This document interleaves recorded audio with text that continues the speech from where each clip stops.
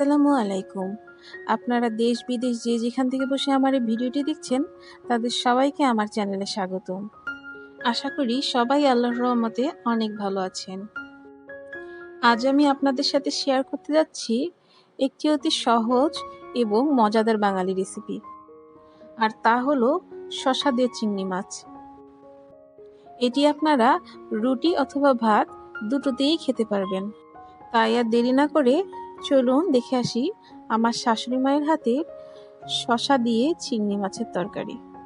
আর তার আগে আপনারা যারা আমার চ্যানেলে নতুন দেখছেন তারা অবশ্যই আমার চ্যানেলটিকে সাবস্ক্রাইব করবেন এবং সবার আগে নতুন নতুন রেসিপি পেতে ভিডিওর পাশে থাকা বেল আইকনটিতে ক্লিক করতে ভুলবেন না।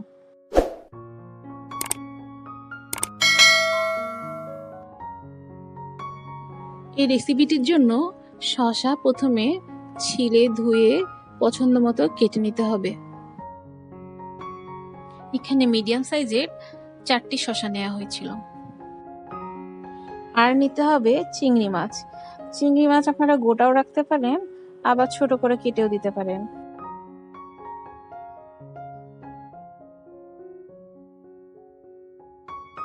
আমার শাশুড়ি মা ছোট করেই কেটে দিয়েছিলেন। এবার চুলায় কড়াই বসিয়ে দিয়ে দিতে হবে 4 টেবিল পরিমাণ সয়াবিন তেল। তেল গরম হয়ে গেলে দিয়ে দিতে হবে 2টো পেঁয়াজ কুচি। এবার নেড়ে চেড়ে পেঁয়াজগুলোকে বাদামি করে নিতে হবে।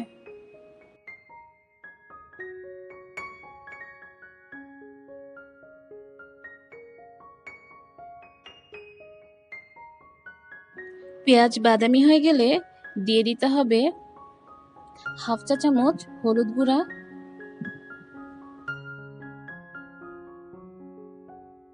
হাফ চা চামচ শুকনো মরিচের গুঁড়া, হাফ চা চামচ ধনিয়া গুঁড়া,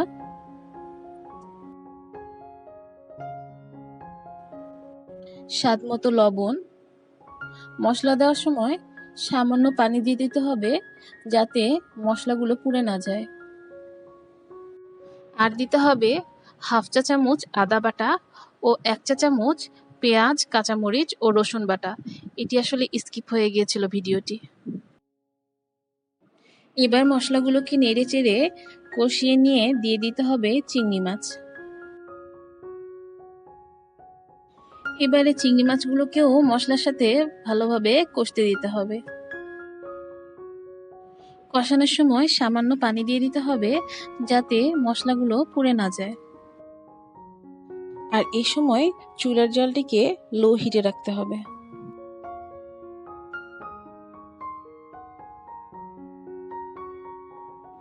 চিংড়ি মাছ যখন কষানো হয়ে যাবে এবং তেল যখন ছেড়ে দিবে তখন কেটে রাখা শসাগুলো দিয়ে দিতে হবে।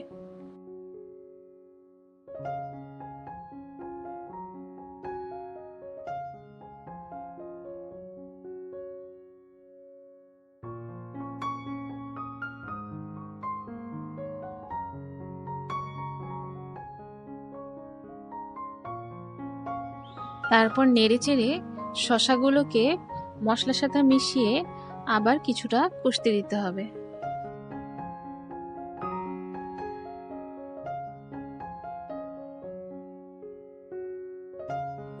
10-15 মিনিট কষানোর পরে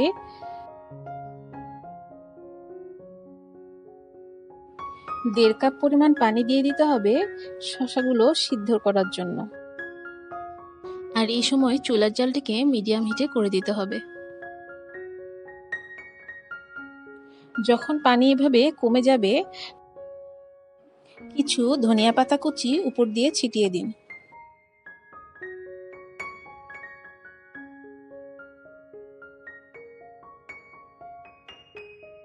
তারপর নাড়াচাড়া দিয়ে আবার ঢাকনা দিয়ে ঢেকে দিন। যখন পানি কমে এভাবে মাখা মাখা হয়ে যাবে এবং শসাও সিদ্ধ হয়ে যাবে তখন চুলা থেকে নামিয়ে ফেলুন এবং বাটিতে ঢেলে পরিবেশন করুন মজাদার শসা দিয়ে চিংড়ি মাছের তরকারি।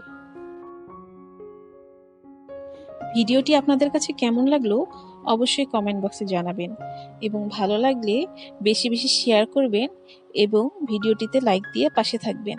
ধন্যবাদ।